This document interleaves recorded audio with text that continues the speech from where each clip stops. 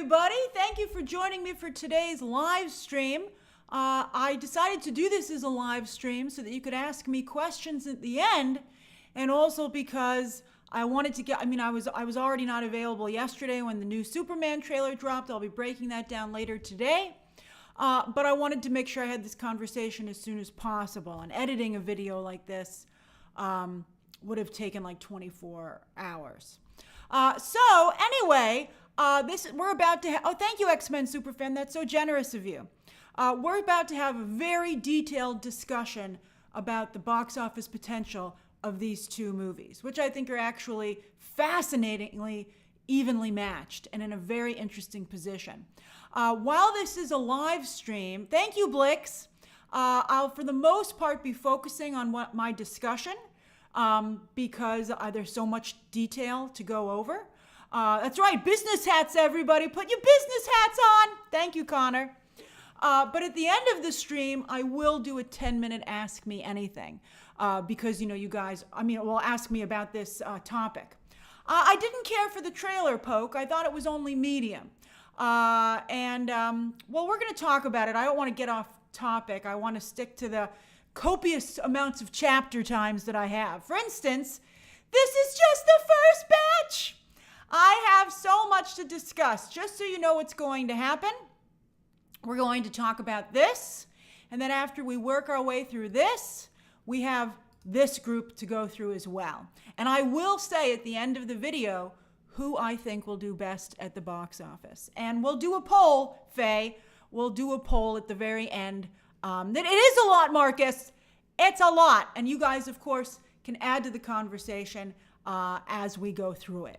And that's right, Dennis. Thank you for reminding me. If you could like and subscribe this video, I would not only appreciate it, but it would improve your chances of getting a gifted membership the next time somebody is so generous. Okay, all right, here we go. All right, so let's get started. Now, for all of the talk from Mr. James Gunn that wouldn't it be nice if both of these movies could do well, and it would be great for the industry and comic book movies and fandom in general if they did both succeed. But there can only be one winner. One of them will have a bigger opening than the other. And I'm somebody who's contributed to this, so hey, I'm cool with it. But fans are very much like sports teams these days. And you better believe that either Marvel or DC fans are going to make a big deal about beating the other one. So, I think we should try and keep it civil. Good luck with that. But I do think obviously there will only be one winner, and there's just nothing you can do about it, no matter how kumbaya you try to be. Now, I do think that these are very similar films, which again makes it so interesting. They both decided to take the visual approach of Alex Ross's work. James Gunn has done that with his Superman approach, and Mark Shaiman has done that with Fantastic Four. When you look at both trailers, they have a very similar vibe, and they very much are drawn from that style. If these two movies had a different approach, then maybe they could be a yin and yang and coexist. But it's a very unusual situation where two movies are coming out back to back, and they've decided to take the exact same approach. DC is usually the darker one. It gives us, our chocolate to our vanilla. But that is not the case. We're getting 2 scoops of vanilla this July. Then they're both very family-oriented. In fact, I'll tell you right now, one of my thoughts about the latest Superman trailer is that it seems to be more of a family, children's, all-ages film than previous DC content, which is a surprising choice. But when you consider how well family films do at the box office, maybe it's a brilliant one. Both films, I think, are very much trying to appeal to the family dynamic. But can they get parents to take their kids to see these movies? Will little kids want to see a Superman movie? Will little kids want to see a Fantastic Four movie, even though the Fantastic Four seems very much from the perspective of the parents? The parents are like, you want to see how I feel every day raising you? Let's go see Fantastic Four. And then, of course, there's the question about James Gunn's adult sprinkles. James Gunn just can't help himself, and his fans eat it up. Num, num, num, num, num. But how many of his fans are there? We're going to take a look at James Gunn's box office later in this video. But I do wonder if that's going to keep him from being able to get the family audience that he's so aggressively going after otherwise. So I'm curious to see if James Gunn can pull off that balancing act where he can do a family film but have those little adult teases without going overboard. Now, another interesting thing that's going on here is Snyder versus Gunn. People, it was really tough, especially towards the end there with the Snyderverse. The fandom was apocalyptic. I mean, it was brutal. It was a difficult thing to live through, and it is still going on in some ways. And so the Snyder fans are like, it was a mistake to get rid of the Snyderverse. But then the Gunn fans are eager to prove that it wasn't. And that's what's creating such a difficult situation. For instance, I innocently tweeted last night that to me, I thought it felt out of character for Superman to knock someone's teeth out. Now, the internet, of course, took it in a lot of different directions, as it always does. Superman can't punch somebody. Didn't say that. I said I didn't think he would knock someone's teeth out. And I certainly don't think that it would focus on it. And, it might happen now that I've said it, but you might have noticed that I didn't get ratioed because most people do agree with me. I better take a screenshot of the tweet right now before people say, oh, not ratioed, you say. There we go. Whew. Okay, not ratioed. All right. So one of the things that was interesting, though, is that a lot of Gunn fans said, well, if Superman could snap someone's neck, why can't he knock out some teeth? Isn't that preferable? To which I would say, they're both bad. I enjoyed the Snyderverse quite a bit, but that's because I'm not a Superman fan. And I was like, yeah, run him through the ringer. It's the same reason I like The Last Jedi. I'm not a Luke Skywalker fan. So I was like, what a derp. So that I come from a different perspective. I get a little annoyed when people say I don't read comic books. I do. I just don't perceive them and interpret them and enjoy them maybe the same way that you do. That's the beauty of art, which is why I focus so much on box office and things like that, because there's no arguing about a number. That's right, Pi. Thank you. I did actually write comic books for both Marvel and DC and my own comics as well. But yeah, so I thought it was interesting that people, two wrongs don't make a right, everybody. That's a saying as old as time, because it's true. I think the neck snap was wrong, and I think the tooth shot is wrong. Although I don't know if it's going to be as pivotal a moment in the film as it was with Superman breaking Zod's neck. And I was also upset that they took that away from Wonder Woman, who of course broke Maxwell Lord's neck in a very different circumstances, and she's of course a very different character. But I would like to point out to you that the Snyderverse ultimately failed. The Snyderverse failed. There were a lot of people talking about the Snyderverse, which is why they decided to do the Snyder Cut on Max, because they really wanted people to tune into Max. But here's the deal. You might have noticed that they didn't continue with the Snyderverse, and that's because it didn't work out. Not enough people tuned in. It did not do well enough to warrant continuing. Studios don't make decisions based on I'm sure that's a factor, but if the Snyderverse had brought in lots of viewers, they would have continued it. It did not. And I think and people talked about it. It had just as much social media chatter that we're seeing with the Gunverse. And so I get concerned. I forgot to upload it. I even had it. I'll get it right now. But, there's a very famous meme that I bring up and that a lot of people bring up because it's true. Where is it? Hold on. Wait a minute. There it is. This baby. This is extremely well known, and it's funny because it's true. So I'm concerned about, I will not, undeniably, James Gunn's Superman has amazing internet traction, although I have noticed a lack of interest in the coverage of the Superman.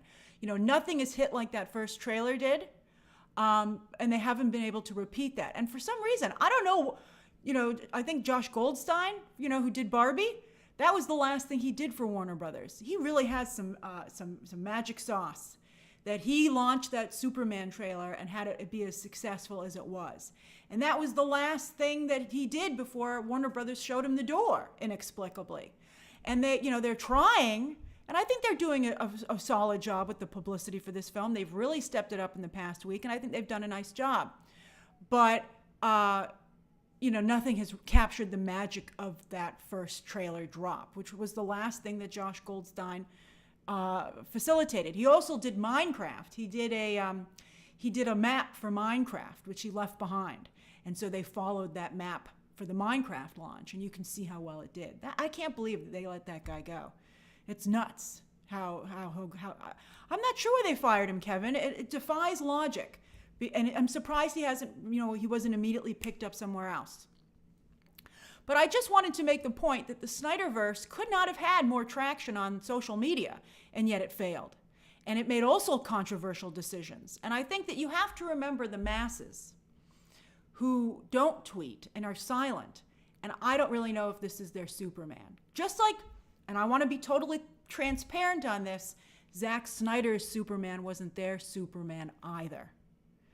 That's right, normies, casuals. The people in my life don't want to see either of these movies. So it's we're not going to know until we know. But that's why I'm doing a projections video. All right, then what else is interesting about this is DC versus Marvel.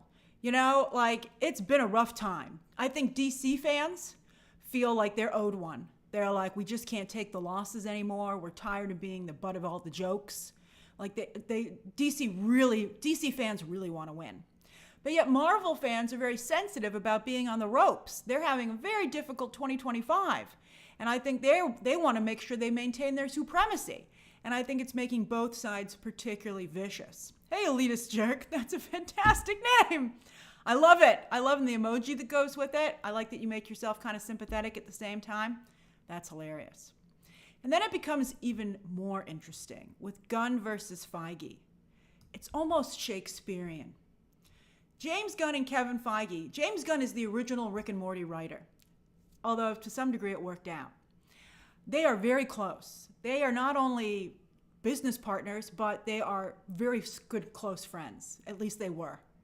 Very, very close friends. When James Gunn was fired by Disney for his off-color jokes that he'd made previously that had surfaced, Kevin Feige is the one who got him his job back. And it was long rumored that Kevin Feige was potentially grooming James Gunn to take over the MCU for him if Kevin Feige had decided to move on. However, James Gunn, I think, kind of seeing the writing on the wall, I don't think that DC would ever let him I don't think Disney would ever let James Gunn take over at this point. They certainly hired him back, but I don't think he'd ever be able to be the new Kevin Feige. So he became the new Kevin Feige over at DC. So there's some idea that it's like a betrayal, or so some people are like, oh, you stabbed Kevin Feige in the back and you took all his secret ingredients over to DC. That's what David Zaslav is certainly hoping. But then there are other people who feel that, I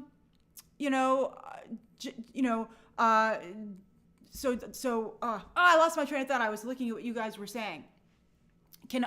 What about after Iger leaves?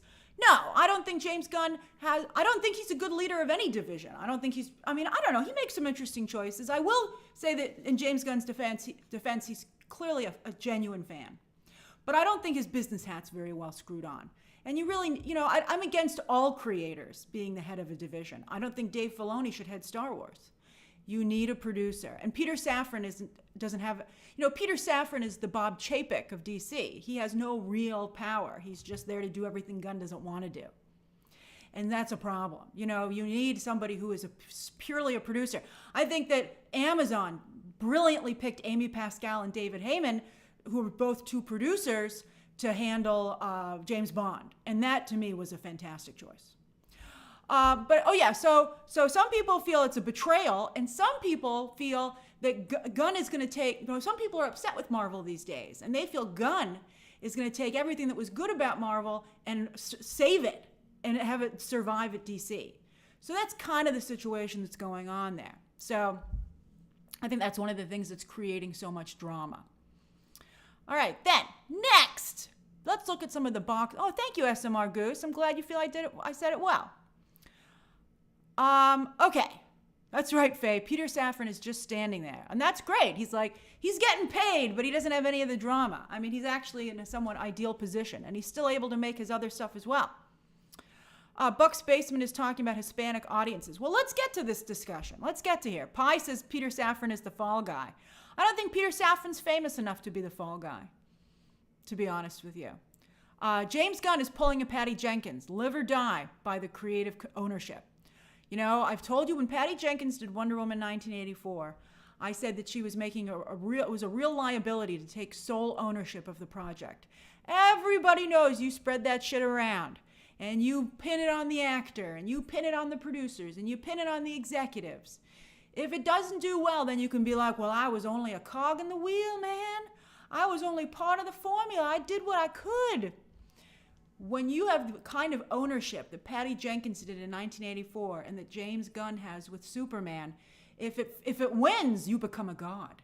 And there is still a chance that James Gunn could become a movie god. But there's also the chance that, like Icarus, he could fall too close to the sun and plummet to the earth like Patty Jenkins did. So, you know, it's a risk. It's a considerable risk.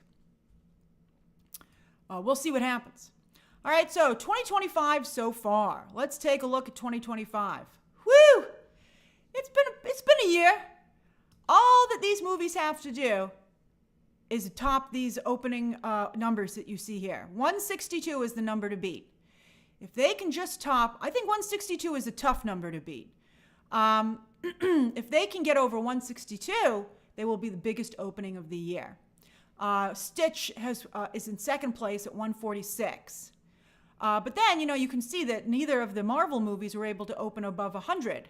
So I think that this is kind of the space that you see yourself working in. All right, just wait till you see the Jurassic World predictions that came in today. The tracking that came on for Jurassic World, we're going to talk about that in the next segment. But Jurassic World was just lowballed in a shocking way, which should make these two movies very nervous. That's right. I'll just say it. Sophia put it up there. Jurassic World Rebirth is, well, you didn't, the whole headline, Sophia, but thank you for starting it, is 115 for the 5-day. 5 days, 115. That's shockingly low. That's really, really bad. That's not 100 million opening for Jurassic World. That is just, if that happens, it's going to be just, everybody should be scared if that happens. So let's see. We're getting ahead of ourselves. So this is what 2025 is looking at so far. 162 is the number to beat. Now let's talk about pre-sales. Now, oh, I forgot to load these pictures. Let me get them. They're important. So many pictures.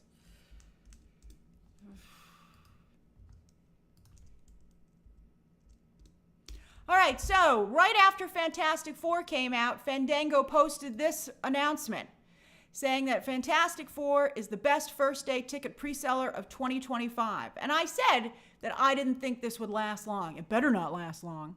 And sure enough, it didn't. About a week later, because Fandango is that bitch, Fandango put out this graphic, which looks exactly the same. They just changed the movie. And they were like, oh, no, wait, it's this one. This is the biggest pre-seller of 2025. And I'm sure Marvel was like, F you, man. F you. So I just think that's hilarious and just goes to show you the nature. I wouldn't take any of these headlines too seriously these days. I wouldn't take trailer view. I mean, you want to be in the conversation. I mean, it would be horrible not to have this headline. But I don't think this headline means you're fine. I would just be a little bit nervous. I would still be nervous. But I just think it's hilarious that these two things came out back to back. But something I did upload was actual screenshots of how these two movies' pre-sales are going.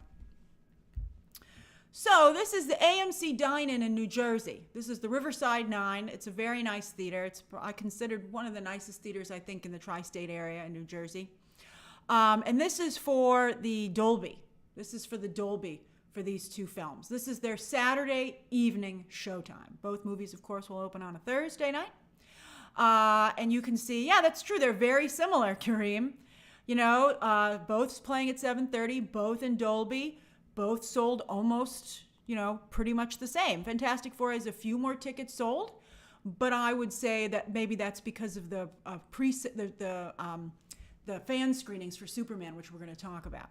And then I even decided to take a look at AMC Lincoln Square, the Dolby. IMAX doesn't count because it's the biggest IMAX in the world. It sells out like that.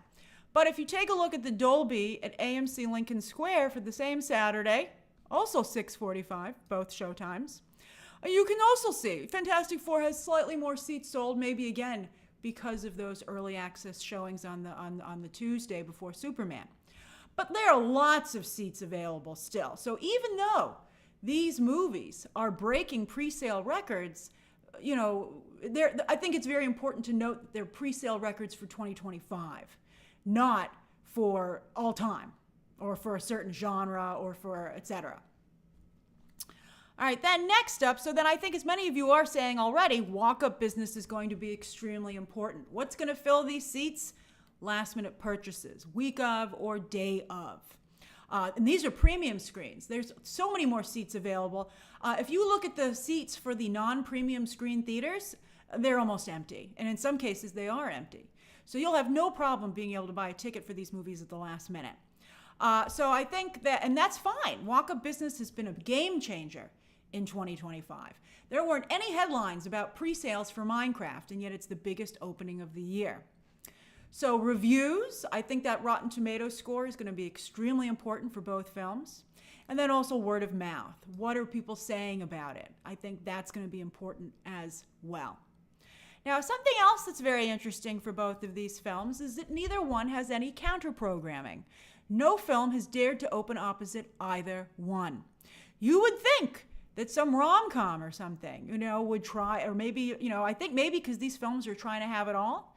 Usually against a superhero movie, there might be like a kiddie film that would come out. But no, at least these movies both will have their entire weekends to themselves. So that's important. Now, how do we think these movies will do with male versus female viewership? This to me is fascinating. I had an epiphany last night, or yesterday, when I watched that new Superman trailer and I said, but yet I saw many people, a suspicious number of people said the same thing. I thought that was a little odd. This was the best trailer ever made, the best trailer of all time. I was like, no, that's the Batman trailer from DC Fandom. Thank you very much. That's the best trailer of all time. The Loki trailer was the best trailer of all time. Those, I think, are better. But I do think that James Gunn's Superman is very straight male friendly. And I think that the film doesn't appeal and has no interest in appealing. It's made no effort to appeal to female audiences and the LGBTQ audience. Beyond those of us who would just like comic books anyway. But I feel that, there's very little there for me. And I thought about it as a female viewer. And I thought about it and I was like, that's interesting because Superman is not a really female-friendly character. I think that women like Wanda, of course. I don't think women like Rachel Brosnahan, Mika. I don't think so. I think that like, intellectually they do. They're like, oh yeah, that's nice.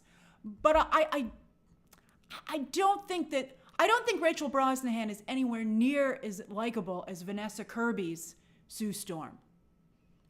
That character appeals, I think, much more to women.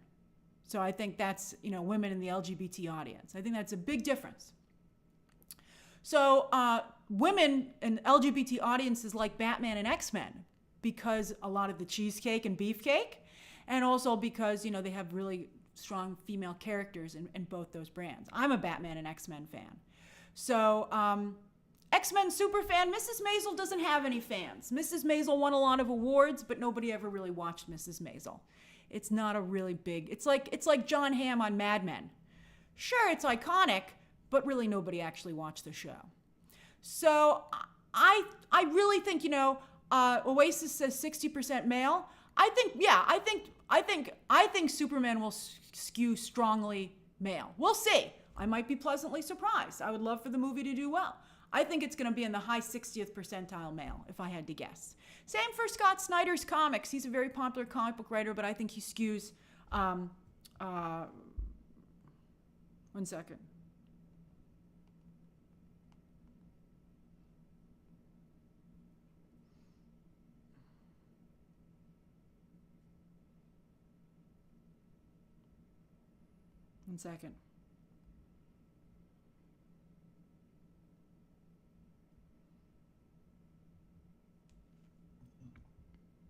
All right.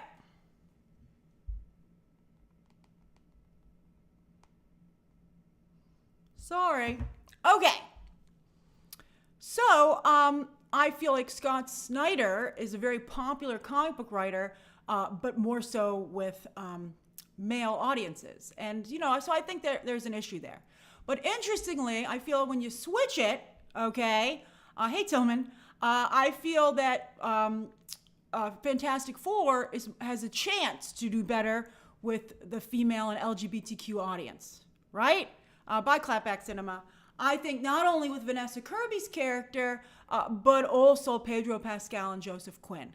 I think that's really big as well. But, oh yeah, Ben 10, I didn't include overseas appeal. That's a good question.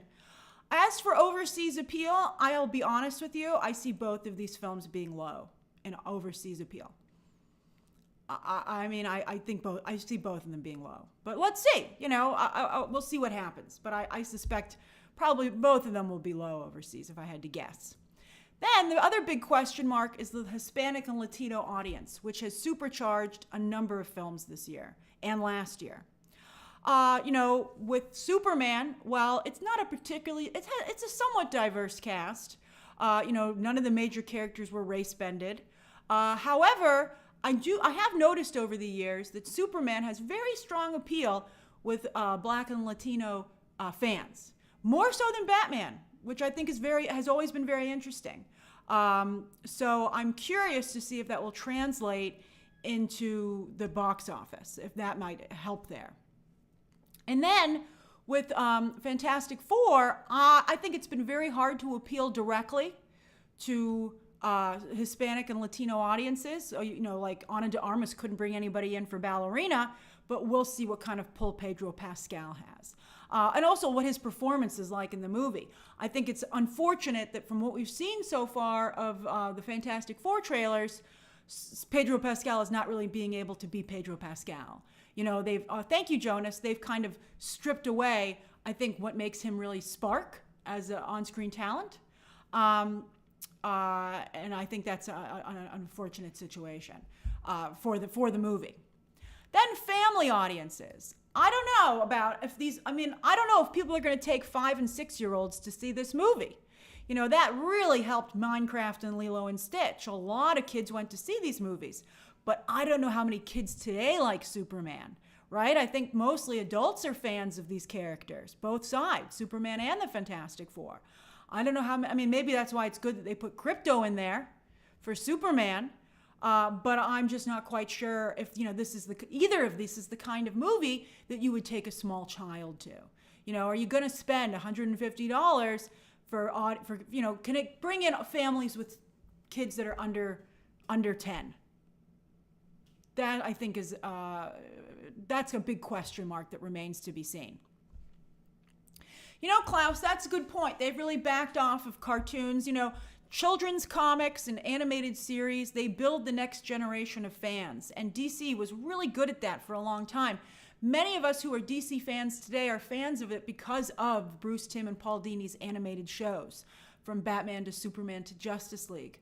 And a lot of people are X-Men fans because of the Fox X-Men series and the Spider-Man animated series. I don't think any kids are watching My Adventures with Superman either, though. I think that's for teens and adults. So I think that they really have to, I think that kids don't move stuff as much in the social media space, and potentially that's why that kind of content has fallen away. But I think that both of these brands should really get back on that because it's what creates the next generation of fans. They make very little comics. My first writing gig for DC was a children's comic. It was a Justice League Unlimited comic. Those things are important. Okay, let's get to the next one. All right, so the next group. Woo! We got a lot going on here, man. All right, we're going to talk about each film individually. Now, there's a number going around saying that Superman is going to open up with like 154 to 175. Where did this number come from? It came from just one website called Box Office Theory that no one has ever talked about before. It's not even Box Office Pro. Like, nobody has ever talked about Box Office Theory before. Nothing against Box Office Theory, but no one can point to some track record that the site has. I think what really happens, what I can see, is that somebody said 175, and a lot of people who wanted to be 175 started pushing that number, and it started to kind of percolate on the corners of the entertainment news discussion. I've even had industry people who I know say, "Oh, didn't I hear 175?" And you're like, "From box office theory?" Tracking hasn't come online yet, but it should come online in the next week or so. If Jurassic World just came up online, then Superman will be next. So probably next week we'll get an early tracking. I mean, the tracking was very accurate for Thunderbolts, and it was very accurate for Captain America. So I want to see what the actual tracking number is. It might be 175. We're about a week away, and we'll talk about it then at that point. Now, they're doing an Amazon Prime screenings a couple of days before the movie opens. I suspect that might be because they want those things to flood out the critic reaction. But the problem is they're having quite a number of them. When there were flash screenings, there were just a couple of flash screenings in advance, and that was very bad. That really hurt the movie because everybody was there already. Everybody saw it already. But these screenings are quite a bit. Elliot, I think Superman probably will open over 100 million. I think it will. I think we have to see what I'm not sure. Let's take a look. We're not there yet. But I just get concerned. There are just so many Amazon Prime screenings. It's on every theater that's playing Superman on the Friday is doing an Amazon early screening. And that's quite a number of them. So I think that you're pulling that group out of the opening weekend. And that makes me just a little nervous. The numbers will be rolled into the box office, but they're not going to be at the cinema. So many of you who work at movie theaters have told me about the pandemonium that erupts for a hit movie.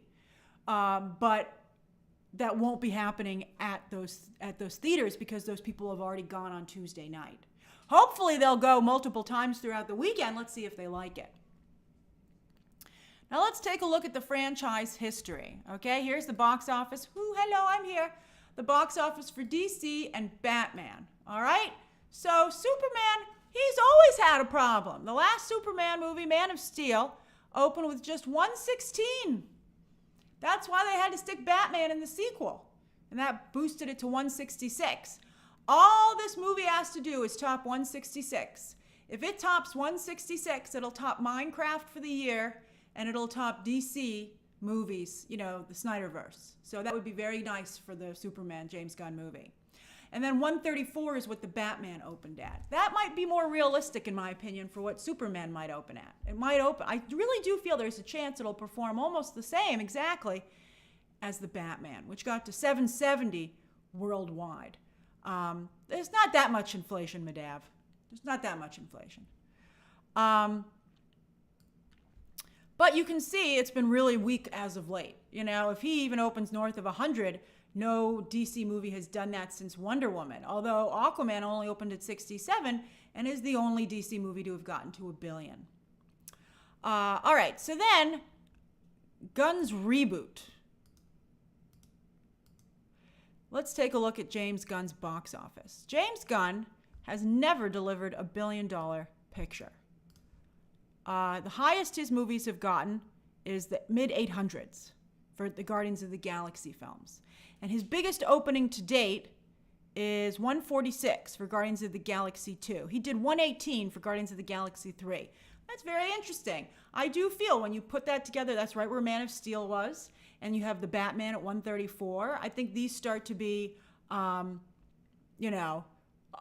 little bit more maybe in the space that we're more likely to find ourselves in. So I think this is real. This just goes to show you the size of Gunn's audience. Also, look what happened to the Suicide Squad. It only did 168 worldwide. Now, of course, this was during the pandemic where it opened day and date on HBO Max, but so did the first Dune, and the first Dune did better. Hey, Devin, so I don't think that's, it still didn't do as great. So we'll see. We'll see what happens. So, but also, let's take a look. We saw how Man of Steel did as well. All right, then DC drama. I do think that the DC drama is tiring. I think that, it's difficult to be in it, and I can't imagine what normies and casuals think of seeing us fight. I mean, we should be embarrassed. Like when you see the fighting between the Gunverse and the Snyderverse. It's just so aggressive. And it really is gatekeeping. I think both groups, but particularly the Gunn group for some reason, are very gatekeepy. It keeps a lot of people out of comic books, actually. Maybe more people would read comic books if comic book fans weren't so gatekeepy. I said that I didn't think Superman would knock someone's teeth out, and I immediately get attacked for being just flat out saying I'm wrong and I don't read comics and I don't understand the characters, instead of just simply you disagree and you have your own thoughts on it. So I think that, that's true, Aaron. I think toxicity is damaging a lot of brands. I think it pushed a lot of people away from Star Wars.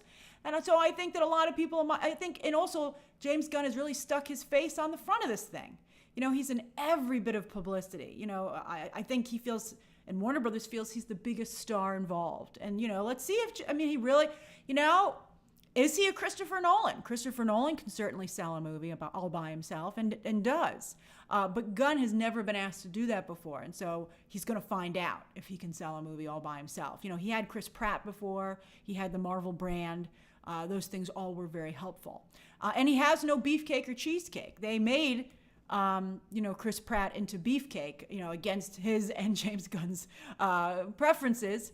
But James Gunn really does not subscribe to the beefcake, cheesecake,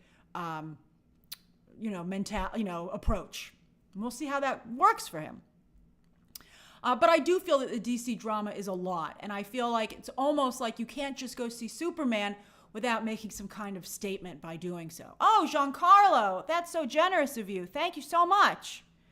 But yeah, I feel like I don't think David Corenswet needs to show skin, but Entertainment Weekly just took a photo of him where he's very smoldering, and I feel it would have benefited the movie to have more of that smolder in the film itself.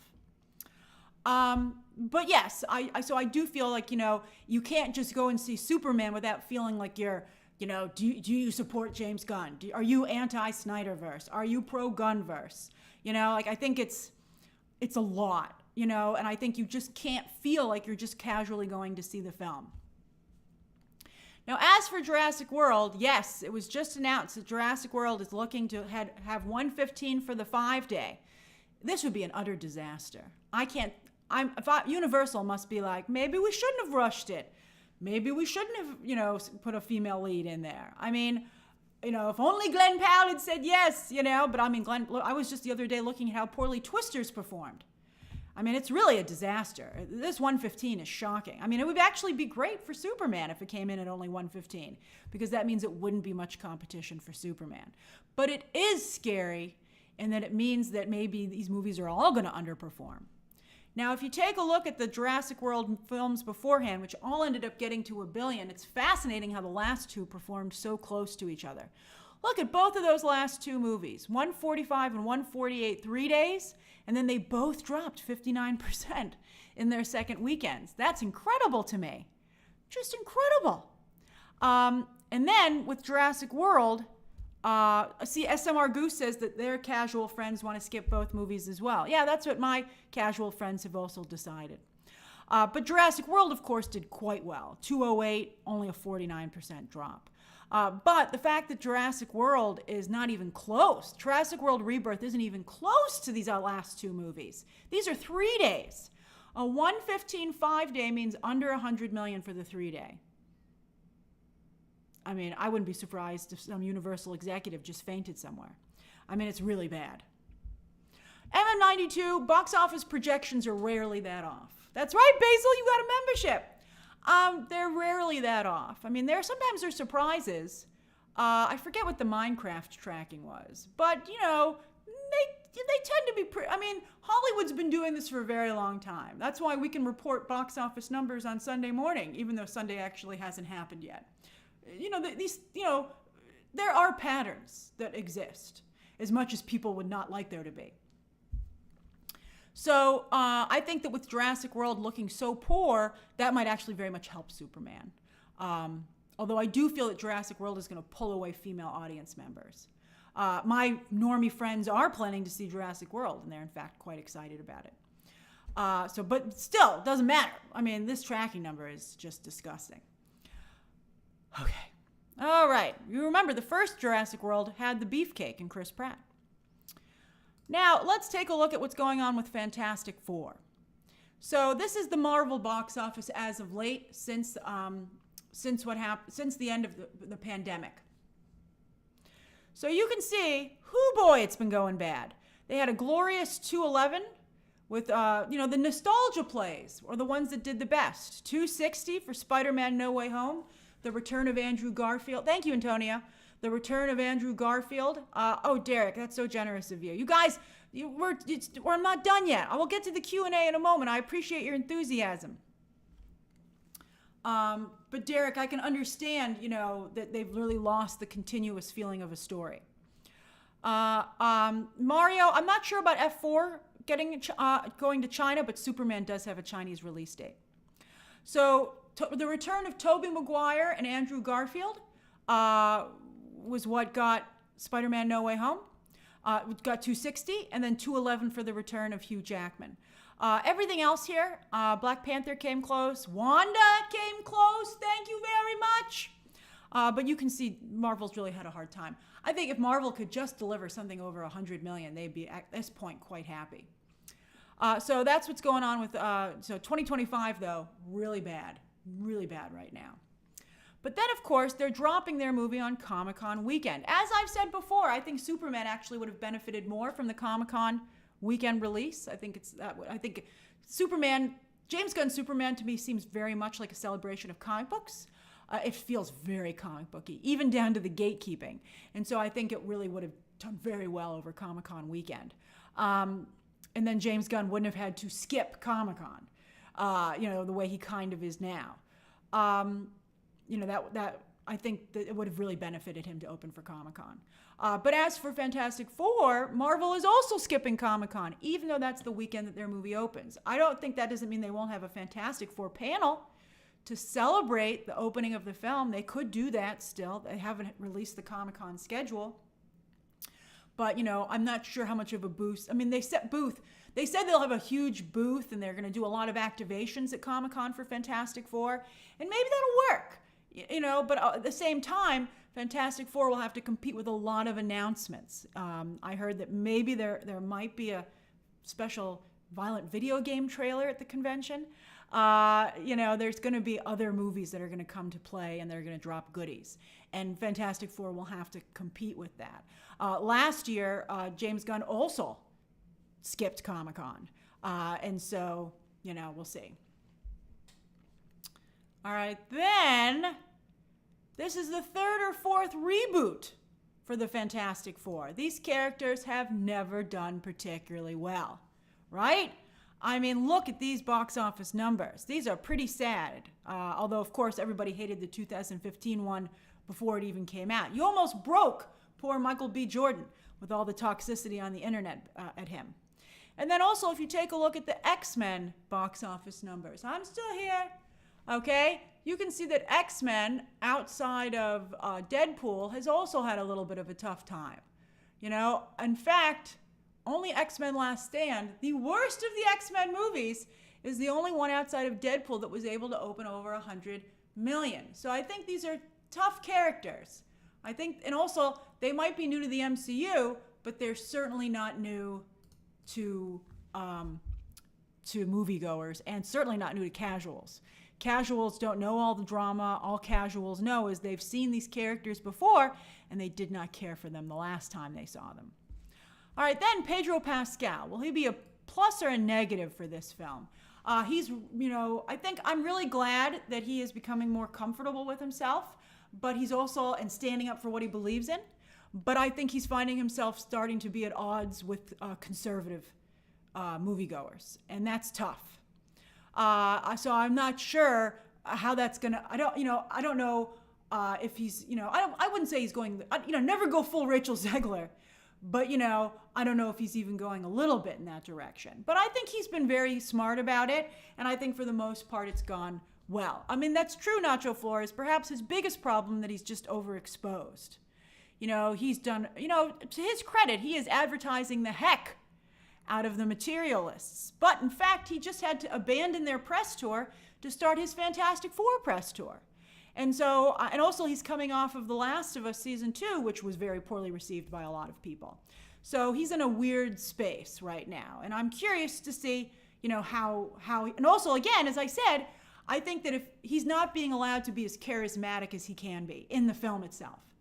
Pedro Pascal has like a charisma up to a 12, forget an 11. He's an incredibly charismatic and silly guy. He has a great sense of humor. And I don't see that coming across in the Fantastic Four footage that we've seen so far. And I feel if he was allowed to be Pedro Pascal, I think that would actually help the film, but he's not. And then, of course, the accusations of the MCU. I think they're really, I think that I certainly want women to have strong roles and to be leads, but I think there's always a problem when there's a feeling of not joining the party, but taking away from someone else. So I think that that's where the MCU conversation comes from. Not that women are part of the group. It is a horrible term, Faye, but I'm not quite sure what else to call it. And it's having real repercussions in the space. So it's not that women are part of the group. It's that it's being perceived that the female characters are pushing out the male characters.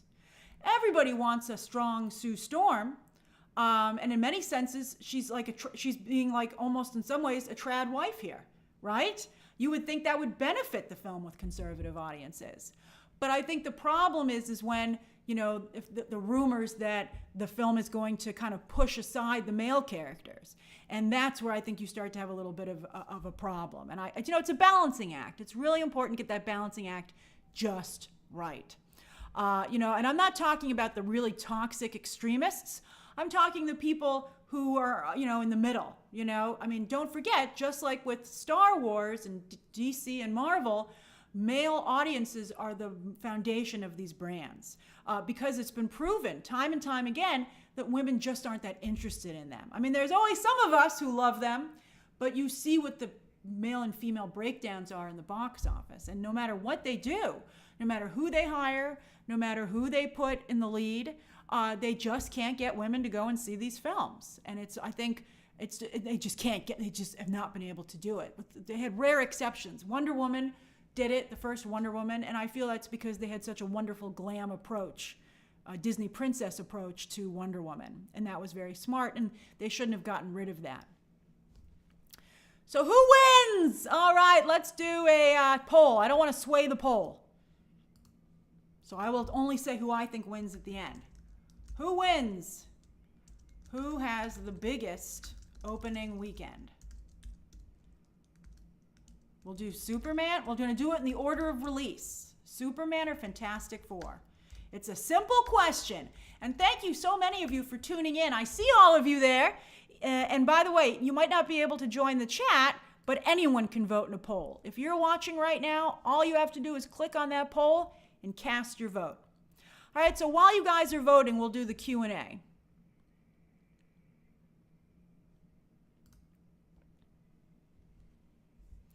Mexican 8 Nacho says they're eating into each other. There's a real potential for that. I think 2 weeks apart is pretty nice. If they were back to back, I would be a little bit nervous about that. I'd be more nervous, but I think 2 weeks is pretty good. Brian Brown says, unfortunately, neither of these films are an event. Oh, that's an interesting point. I would be surprised if they get above 500 million. Jurassic World might be DOA. The real summer blockbuster is F1. It's the new Top Gun. Wouldn't that be a shocker? I'm going to be seeing F1 very soon. I'm pretty excited. Warner Brothers is going all out for that movie. And it would be interesting if F1, shocker, became the Top Gun of the summer. That's a really interesting prediction. I love you too, BT. I'm so glad you love this channel. Paul Brunel says, which of the two studios do you think needs the box office success the most right now? They both need it. But, Marvel's not going to get closed down because they have Doomsday coming and Secret Wars. James Gunn, this is going to be an ultimatum. It'll be not an ultimatum, a referendum on his DC. You know, I mean, it's extremely, it couldn't be. That's why I said before, let James Gunn do what he wants to do, because he's got to make sure he feels that he put it all out on the field, because he's not going to get a do-over. Scorer says, what is the big difference between Gunn versus Snyder and their approach to DC? I think they're shockingly the same. I've said before, these two men are basically the same, which I find fascinating. I think that Zack Snyder is more like the smolder, and I think James Gunn's a little sillier. Steven wants to know about the week-to-week drops. Well, I'll be curious about that as well. I'll be curious, let's see. They're having Ballerina was tracking 30 to 40, and that really underperformed. That was a huge surprise. Tyler, I thought the new Ironhide trailer, I think it looked okay. I'm going to cover that show, but I got to tell you, it's not a good time for that to come out. Obed says, which universe do you think has a stronger roster of heroes and villains, DC or Marvel? I think Kevin Feige has made it equal. I think they have really great characters. I do believe people are superheroed out. Rainbow Nomad says, that's a great name. I don't think David is the best Superman, and I think Nicholas is a really bad Luthor. Would better casting have made a difference? Yeah, I do think that James Gunn's Superman is very Smallville-centric, and, that's great for Smallville fans, which clearly he's one of. But for those of us who didn't watch Smallville and couldn't care less, I think it is a problem. And again, I think that both of them, I think they're very Henry Cavill and Jesse Eisenberg coded, which to me is pretty shocking. I do think that James Gunn's Superman, visually it looks different, but there are so many things that are so similar to what Zack Snyder did. It's a weird reboot. It's a very similar approach and path. Luke Cage says, how are they going to do the wife and leader cheating on her husband with Namor? I don't know. Let's see if they even do that, though. They might not do it. I would be shocked if Kevin Feige did that. Who just gifted so much? We see. Thank you. Thank you very much. Let me see here. Let me close the poll. Okay, so the poll, I'll go back to your questions in just a minute. Who wins? Who has the biggest opening weekend? Superman, 72% feel it'll be Superman over Fantastic Four at only 27%. And you know what? I agree with you. I don't know if Superman's going to be 175, but between the two, I do feel Superman will open bigger.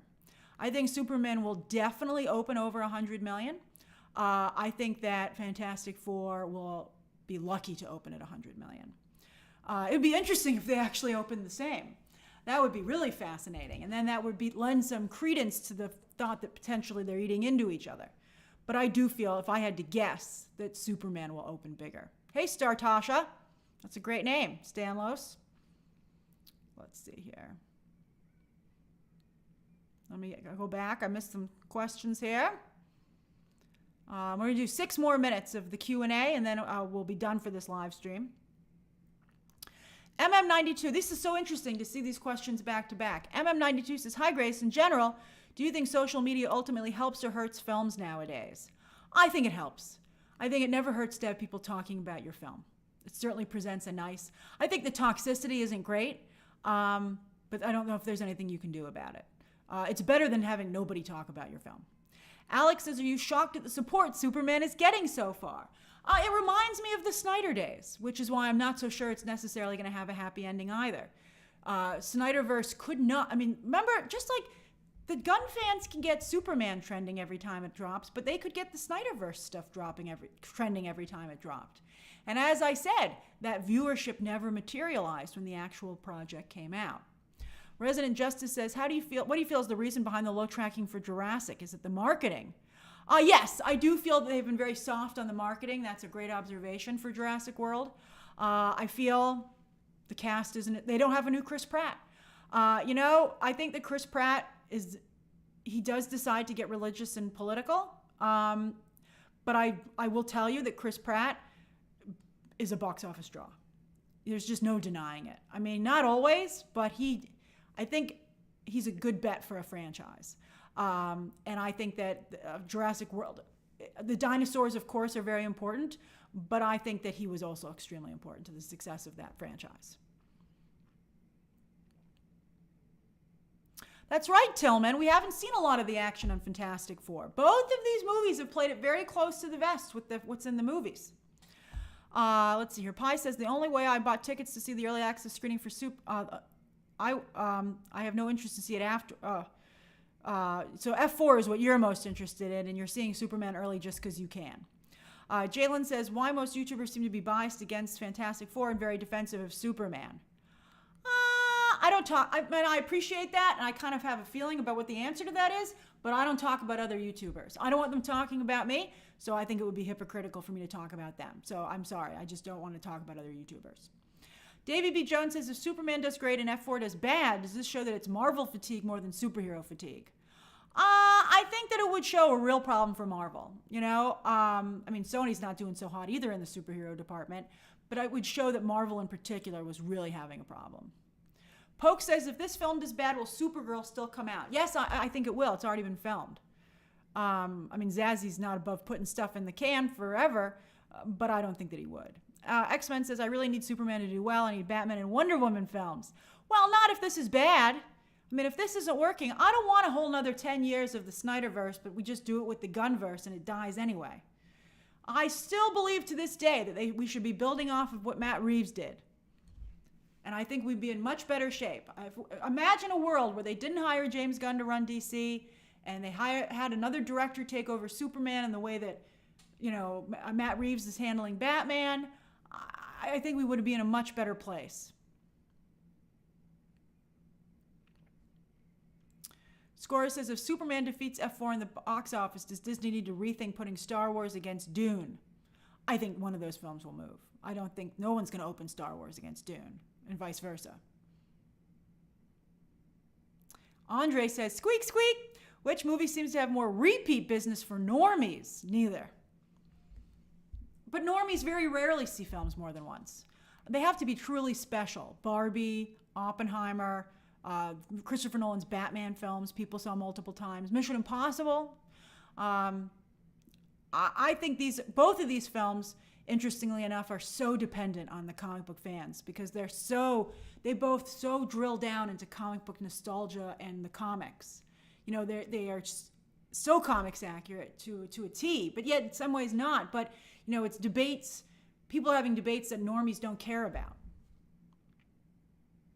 But I will say that I think normies have much stronger opinions on Superman than they do the Fantastic Four about what Superman should and should not do. I think a lot of normies will feel Superman is not acting appropriately. That's my guess. I mean, I haven't seen the film, but I do feel a lot of normies will feel Superman wouldn't do that. Somebody made a really good point on my tweet, and they said that a lot of modern Superman fans only read the current comics, which are edgier. But if you go back and you read the iconic comics, even from like 20 years ago or 15 years ago, which really have informed the popularity of the character, he would not do those things. The animated series Superman wouldn't do those things. Superman from Christopher Reeve's time wouldn't do these things. And so I think that's important. Thanks, Ultimate X James. I'm glad you like my purple shirt. Tony says, hi, Grace. Wanted to say thank you for the screenwriting advice you gave me a couple streams back. My project made it on the desk of someone who works for development for Sony. Yeah, I'm so glad I was helpful. It seems I was very helpful. Fingers crossed for you. Hey, Stanlos. Again, let's see here. Nacho Flores says, the worst thing going on for Fantastic Four is Joseph Quinn's hairstyle. I think he looks nice. I think it looks like he's doing a nice job in the movie. Dijon, I heard that rumor as well, that Michael Rosenbaum will be in the new Superman. I don't like Smallville. I've never watched it, but I don't want to watch it because it looks bad to me. I think it's ridiculous that Lex Luthor, Lois Lane, and Clark Kent all knew each other when they were in high school. I mean, like, I can't tell you how upsetting that is to me. And so I don't want to watch it. I didn't like it when everybody knows each other in the Batverse either. I was like, this is stupid. So I really don't understand, you know, and Smallville's not that big a show. Although the Chris channel loved it. Some of you like, let's do a poll on Smallville before we go. What do you think of Smallville? Love it. Not for me. And then have no opinion on it.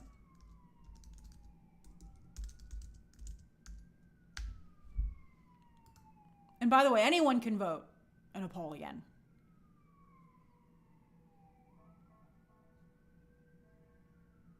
Thank you, Carado. Rodney Dollar says it's like Riverdale. Way to get on the leaderboard there, Rodney. Let's see here. Would I like Linda Carter as Hippolyta? I'm over this. I think you can't because she was already cameoed in the Wonder Woman 1984 movie. And then Travis says, ultimately, I think James Gunn's sensibilities and comic book sense of humor will be the downfall of the Gunnverse. I agree. I think that James Gunn, I think when he controls it is when he does his best work. But I think he has not very much interest in controlling it. That's why he needs a producer above him to be like, no. Although I did hear they cut some of that stuff out. So they did de-Gunnify it a little bit. And maybe that'll do the trick. Although the latest trailer made me feel they didn't de-Gunn it enough.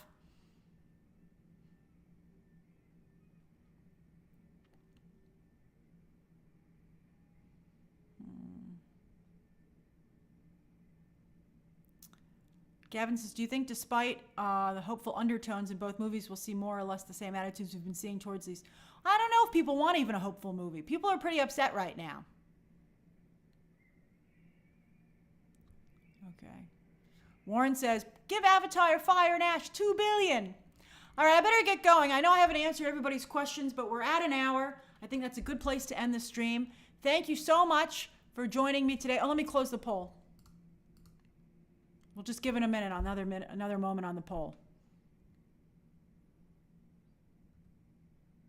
Brian says Clark and Lex were like brothers. Well, I don't see that in this new movie. All right. Okay, we're almost there. I want to let it get to 1,000 votes. Cast your vote so I can close the poll. Oh, thank you, Julio. Thank you very much. Jeremy, the next stream will be tomorrow. There will be a live stream tomorrow.